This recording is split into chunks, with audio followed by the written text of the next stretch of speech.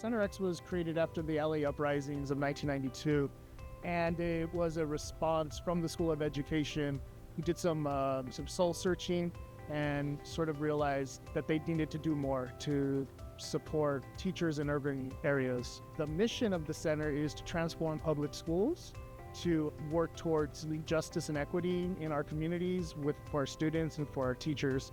And so similarly, the History-Geography Project is also guided by the same goals: to transform the way that history is taught, to provide opportunities for history educators and ethnic studies educators. We're in community with teachers. We have an amazing group of teacher leaders that we work with, and we're often on sites in different districts throughout LA and surrounding counties. And by being in community with these teachers and being at these sites, we get a firsthand experience of what is happening in our classrooms and in our communities.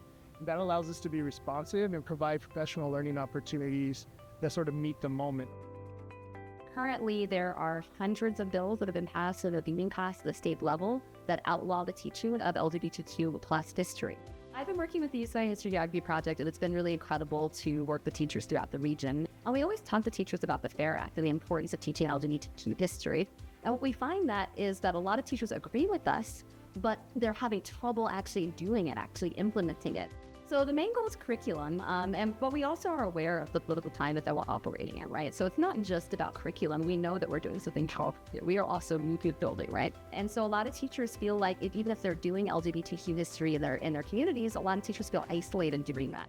One of the main goals, one of the things that's important about this program is bringing together those teachers who are doing this work and are pushing this work forward in their communities to create a community of our own, right? And to create the kind of community that empowers teachers and give them the skills, the knowledge they need to go back to their communities and be even stronger leaders. One has always been committed to sort of celebrating and understanding the lives of LGBTQ people.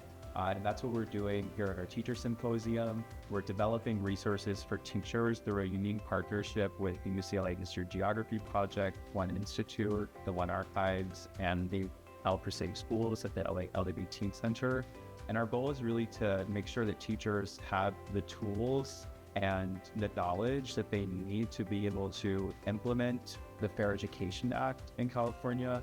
So I think archival sources and primary sources are incredible troves of information and knowledge. We really value, especially as history educators, the opportunity to actually be here in the archives and engage with those materials directly and think about how they can be useful in our courses and frameworks.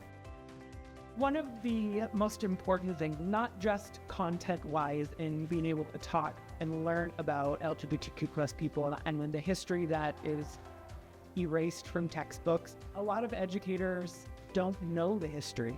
So coming to a symposium like this gives us the historical knowledge that makes us feel more confident to teach students. It's also just a great way to collaborate with one another. You are learning from K-12 teachers across Los Angeles, learning about the amazing programs and supports that are already in place at other schools that you can kind of borrow and take back to your own school to positively affect student here.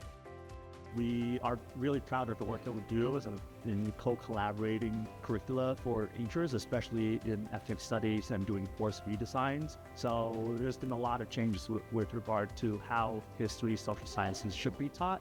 So a lot of it is now based on how do we teach content, literacy, inquiry, and citizenship to our students. We also have a whole focus on inquiry. Like how do we get teachers to ask engaging questions for students so that they're going to really do the historical thinking and the heavy lifting of what historians do. So we have sample question stems on how they can focus on specific elements of historical significance, for example, or looking at the ethics of history, and then how we can work on building students to take civic action. How do they see a problem that's in the community, then how do they work on taking action on making the world a better place? One of the things that we've worked really hard to do is how do we coach teachers to be intentional and mindful about what they bring into their classrooms and what that looks like, how that connects to the playground, and how that connects to community. And so today we started as teachers just sit with one another, first grade teachers, 11th grade teachers, talking about what are the differences of how you teach kids, how do you bring materials. It's really exciting to bring teachers to talk to one another, to share materials, to explore archives, right? And do what historians do, so that then hopefully, and usually it works, they go back and get their kids to do the same.